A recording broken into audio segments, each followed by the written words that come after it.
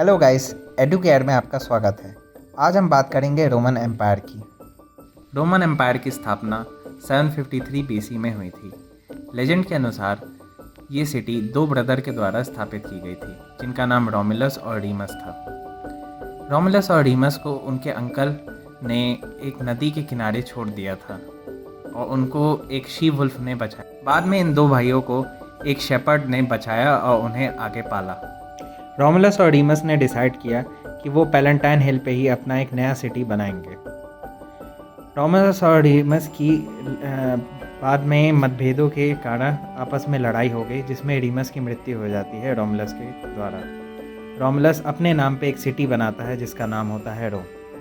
यही सिटी बाद में आगे चल के दुनिया के सबसे पावरफुल एम्पायर का कैपिटल बनती है। शुरुआत में रोम को राजाओं ने रूल किया था, पर 509 बीसी में किंग टराकिन, जो कि एक किंग टराकिन द प्राउड, रोम को से एक्साइल में भेज दिया गया था। फिर उसके बाद 500 साल तक रोम एक रिपब्लिक में कन्वर्ट हो गया। 509 बीसी की शुरुआत से रोमन रिपब्लिक ने अपने बाउंड्री को एक्सपैंड करना शुरू कर दिया। उन्होंने धीमे धीमे करके सारी इटली की ट्राइब को हरा दिया और अपना एक डोमिनेंस स्थापित कर दिया। उन्होंने ग्रीक कॉलोनीज जो कि सदर्न इटली में थी उसको भी हराते हुए पूरी रिपब्लिक की बाउंड्रीज को सेंट्रल और सदर्न इटली तक बढ़ा दिया। इसी वक्त के दौर में रोमन रिपब्लिक कार्थेज 264 बीसी की शुरुआत से रोमन रिपब्लिक ने कई वॉर कार्थेज के साथ लड़ी, जिन्हें प्यूनिक वॉर कहा गया।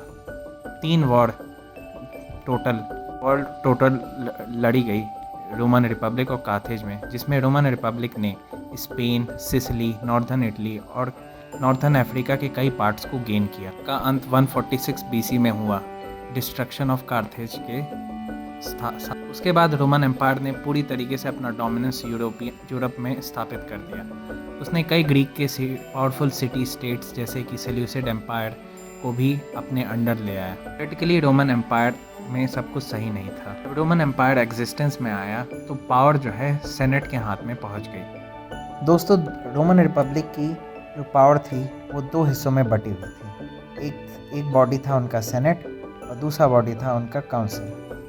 सेनेट जो है रिच नोबल्स ने मिल के बनाया था, एक ग्रुप था रिच नोबल्स का। वो फैसले लेते थे, लॉ बनाते थे और जो है कैसे एम्पायर गवर्न होगा, कितना इकॉनमी होगी, कैसे आर्मी होगी, इसको लेके सेनेट डिसाइड करती थी। और वो लोग काउंसिल भी चुनते थे 1 साल के लिए। काउंसिल एक तरीके का किंग होता था, बट वो इलेक्टेड किंग हुआ करता था। इसी वक्त के दौर में रोमन रिपब्लिक कई और दूसरी मेडिटेरियन पावर के साथ कॉन्फ्लिक्ट में आया, जैसे कि कार्थेज। 264 बीसी की शुरुआत से रोमन रिपब्लिक ने कई वॉर कार्थेज के साथ लड़ी, जिन्हें प्यूनिक वॉर कहा गया। 3 वॉर टोटल लड़ी गई रोमन रिपब्लिक और कार्थेज में, जिसमें रोमन रिपब्लिक ने स्पेन, सिसिली, नॉर्दर्न इटली और नॉर्थर्न अफ्रीका के कई पार्ट्स को गेन किया। का अंत 146 बीसी में हुआ डिस्ट्रक्शन ऑफ कार्थेज के उसके बाद रोमन एम्पायर ने पूरी तरीके से अपना डोमिनेंस यूरोप में स्थापित कर दिया। उसने कई ग्रीक के पावरफुल सिटी स्टेट्स जैसे कि सेल्यूसिड एम्पायर को भी अपने अंडर ले आया। पोलिटिकली रोमन एम्पायर में सब कुछ सही नहीं था। जब रोमन एम्पायर एग्जिस्टेंस में आया तो पावर जो है सेनेट के हाथ में पहुंच गई। एक लॉ मेकिंग बॉडी जिसमें ज़्यादातर नोबल्स थे और 2 सीनियर ऑफिशियल जिनको कहा जाता था काउंसिल्स। वो हर साल इलेक्ट किए जाते थे जो रोमन आर्मी का और स्टेट का अफेयर संभालने के लिए। जैसे जैसे टाइम पास होता गया, रोमन जनरल्स और रिच लोगों के बीच में राइवलरी शुरू हो गई, जिसकी वजह से रोमन एम्पायर में सिविल वॉर हुआ, एक ब्लडी सिविल वॉर हुआ। इसी सिविल वॉर के बीच एक जनरल का नाम था जिसका नाम सीजर था। उसने पूरी पावर रोमन एम्पायर की अपने हाथों में ले ली और वो एम्परर बनने ही वाला था, पर उससे पहले उसका असैसिनेशन हो जाता है 44 बीसी में। इसके बाद भी रिपब्लिक का अंत नहीं हुआ। बाद में 27 बीसी में ऑक्टेवियन ने, जो कि एडॉप्टेड सन था जूलियस सीजर का, वो पहला रोमन एम्परर बना और उसने ये रोमन एम्पायर को में पीस और स्टेबिलिटी लाई। उसके एम्परर बनने के बाद ही रोमन एम्पायर का असली में जन्म हुआ। ऑक्टेवियन, जो कि एम्परर अगस्तस सीजर के नाम से मशहूर हुआ, उसने कई रिफॉर्म्स लाए जिसके वजह से इकोनॉमी रोमन एम्पायर की स्टेबलाइज हो सकी। सिविल वॉर के बाद एम्परर को छोड़ के बाकी सारे एम्परर्स ने एम्पायर का इकोनॉमिक ग्रोथ किया, उसे प्रॉस्पेरस बनाया और उसका टेरिटोरियल एक्सपेंशन बढ़ाया, जो कि ब्रिटेन से लेके मॉडर्न डे सीरिया तक एक्सटेंड हुआ था। 27 BC से 180 AD तक इसे कहा जाता था पैक्स रोमाना या फिर रोमन पीस। दोस्तों, पैक्स रोमाना का मतलब होता है रोम के द्वारा गारंटी किया गया पीस। अगर इस वक्त किसी भी दूसरे एम्पायर ने या किसी भी राइवल ट्राइब ने अटैक करते हैं तो रोम जो है अपनी आर्मी भेज के उनको पनिश करेगा। ये होता है पैक्स रोमाना का मतलब। एम्परर मार्कस ऑरेलियस की डेथ के वक्त 180 AD में रोमन एम्पायर फिर से एक सिविल वॉर की तरफ बढ़ गया due to mismanagement by successive emperor Commodus. इस जो तीसरी सदी की क्राइसिस में कई सिविल वॉर्स हुए, बारबेरियंस का इन्वेजन हुआ, पॉलिटिकल इंस्टेबिलिटी हुई, जो नियर कोलैप्स ले आया था एम्पायर में। फिर एम्परर डायोक्लेटियन ने इस क्राइसिस को पूरी तरीके से सॉल्व किया।